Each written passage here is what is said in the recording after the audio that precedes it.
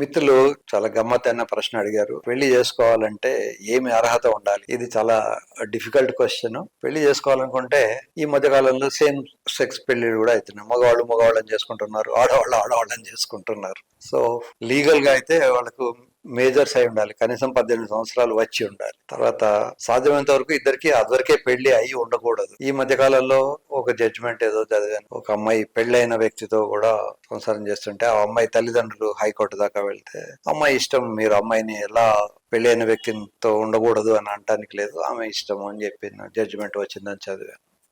So first basic thing is, వాళ్ళకి already పెళ్లి అయి ఉండకపోతే మళ్ళీ వీళ్ళిద్దరే పెళ్లి చేసుకునేందుకు అవకాశాలు చాలా ఎక్కువ ఉంటాయి. ఒకవేళ ఆల్రెడీ పెళ్ళైన అబ్బాయో పెళ్ళైన అమ్మాయితోటో ఉన్నప్పుడు వచ్చే లీగల్ కాంప్లికేషన్స్, సోషల్ కాంప్లికేషన్స్ అన్ని దృష్టిలో పెట్టుకోవాలి. కాకపోతే శృంగారం గురించిన చిన్నపాటి అవగాహన కూడా ఉండాలి. మగపిల్లలకు ముఖ్యంగా 8th క్లాస్ 9th క్లాస్ వచ్చేసరికి నేను ఈ ఛానల్ ద్వారా వాలంటీర్స్ కు రిక్వెస్ట్ చేస్తున్నాను, మీరు స్కూళ్ళకు వెళ్ళండి, స్కూల్లో మగపిల్లలకి హైజీన్ నేర్పండి.